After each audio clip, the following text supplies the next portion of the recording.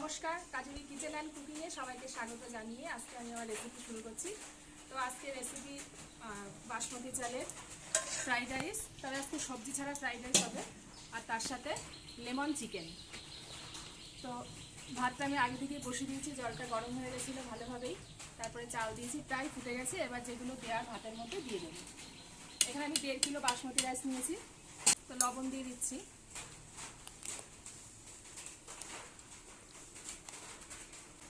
এখানে সাদা তেলের পরিবর্তে একটু ঘি দিয়ে দিচ্ছি, ফ্লেভারটা ভালো আসবে।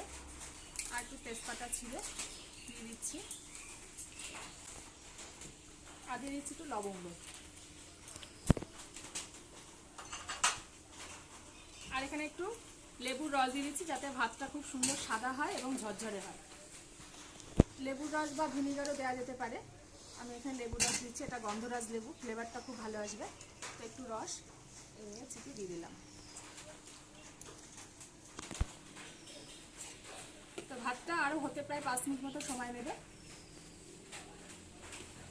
তো বন্ধুরা, আপনারা ভিডিওটি সম্পূর্ণ দেখতে থাকুন। কাজু বাদামটা আগে একটু ভেজে নিচ্ছি। যেহেতু আজকে সবজি দিচ্ছি না, তো পুরোটাই ঘি দিয়ে করছি। সবজি দিলে একটু সাদা তেল দিয়ে ভেজে নিতাম। তো কাজুটা আগে ভেজে তুলে নিয়ে তারপরে মাংসটা বসাবো। কাজু বাদামটা একটু লাল লাল করে ভেজে নিলে খেতে ভালো লাগে। সবজিটা শীতকালে যদি বেশি ভালো পাওয়া যায়, গাজর, মটরশুঁটি। এখনকার সবজিতে কিন্তু অতটা স্বাদ নয়। তো রাইস খাওয়ার ইচ্ছা হলে এরকম প্লেন কাজু বাদাম দিয়ে করলেও কিন্তু ভালোভাবেই চিকেন দিয়ে বা আলুর দম খাওয়া যায়। বাচ্চাদের জন্য যেহেতু প্রায় এগুলো করতে হয়, প্রায় বাড়িতেই এরকম বায়না থাকে ফ্রাইড রাইস, চিকেন। তো সবসময় তো সবজি এগুলো নাও পাওয়া যেতে পারে। তো বাড়িতে এভাবে বানিয়ে দিলে কিন্তু বাচ্চারা খুব সন্তুষ্ট হয়, খেতেও ভালোবাসে। তো এইভাবে বানানো যেতেই পারে। তো বন্ধুরা, এটা হয়ে গেছে। এবার একটু কিশমিশটা দিয়ে আমি নামিয়ে নেব। কিশমিশটা খুব বেশি ভাজবো না।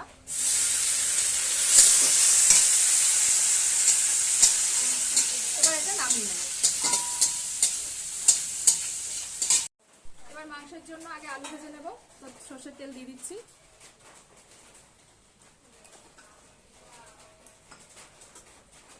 আগে আলুটা ভালোভাবে ভেজে নেব।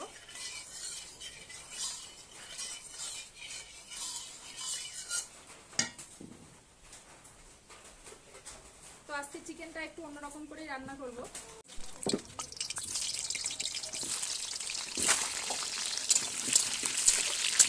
এবার আলুটা ভাজা হতে থাকুক, ততক্ষণে আমি রাইসটা মিশিয়ে নিচ্ছি।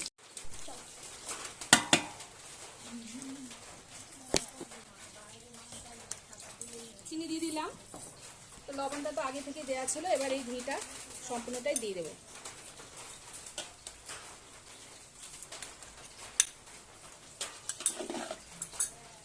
খুব সুন্দর ফ্লেভার এসছে। ভাতটাও দেখুন কতটা সুন্দর ঝরঝরে হয়েছে।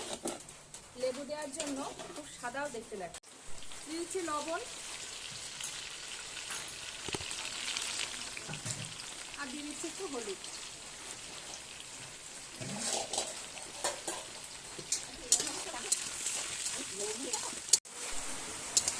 এবার আলুগুলো তুলে নেব,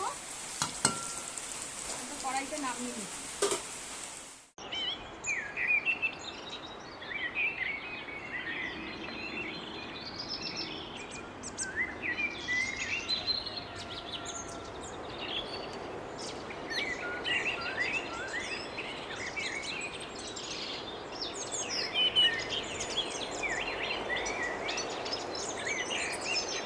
কড়াইয়ের মধ্যে চিকেনটা ভালোভাবে মাখিয়ে নেব।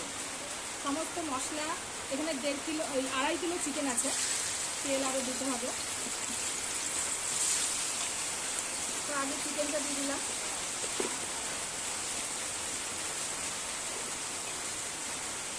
দুটো আস্ত রসুনও দিয়েছি।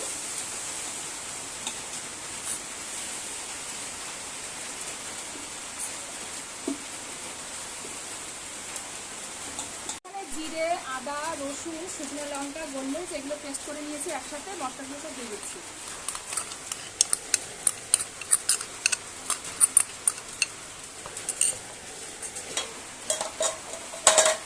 এবার দিয়ে দিচ্ছি কুচনো পেঁয়াজ। পেঁয়াজটা একটু বেশি পরিমাণে দিতে হবে। পেঁয়াজগুলো সব দিয়ে দিলাম।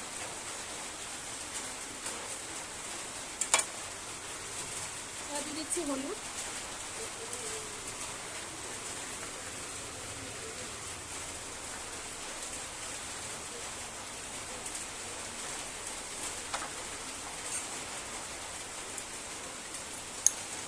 লবণ আবার পরে দেওয়া যাবে, এখন অল্প পরিমাণে লবণ দিয়ে দিলাম।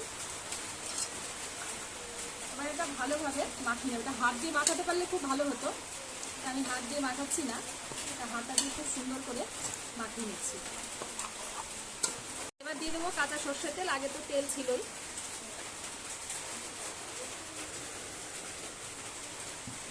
আর দিয়ে দিচ্ছি তেজপাতা,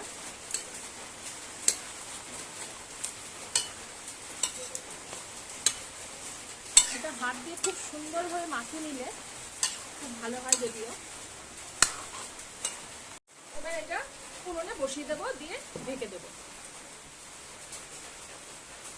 বেশ 5 থেকে 6 মিনিট মতো এভাবে ঢেকেই রাখবো, তারপরে মাঝে মাঝে খুলে রেখে রেখে এটা নাড়িয়ে নেব।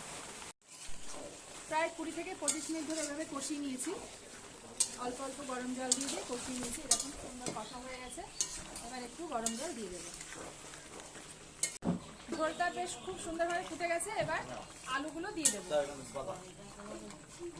এবার আলুটা দিয়ে দেবো। চন্দ্রমুখী আলুগুলো একটু লেপে দিচ্ছি, তাহলে আলুটা খুব বেশি গলে যাবে। আলুগুলো খুব লাল লাল করে ভাজতে হবে।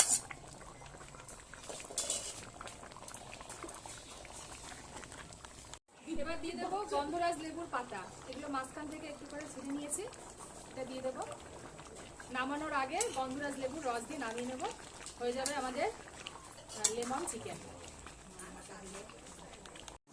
এবার দিয়ে দিচ্ছি গরম মশলার গুঁড়ো। গরম মশলাটা বাড়িতেই গুঁড়ো করে নেওয়া।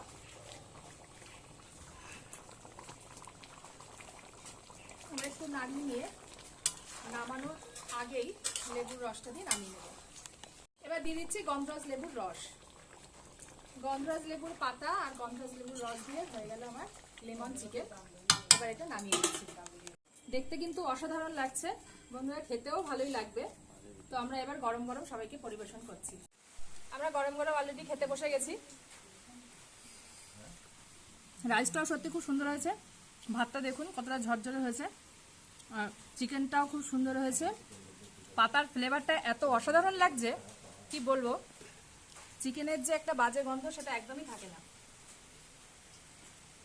মাংসটা খুব সফট হয়েছে। তো বন্ধুরা, বাড়িতে আপনারা এইভাবে ট্রাই করবেন, এরকম ফ্রাইড রাইসের সাথে। কোনো সবজি ছাড়া ফ্রাইড রাইস করলেও কিন্তু ভালোভাবেই খাওয়া যায়। ফ্রাইড রাইসের সাথে এভাবে চিকেন, লেমন চিকেন করবেন বাড়িতে, দেখবেন সত্যি খুব ভালো লাগবে। তো ভিডিওটি যদি ভালো লেগে থাকে তো অবশ্যই কমেন্টে জানাবেন। তো আজ এই পর্যন্ত, নমস্কার।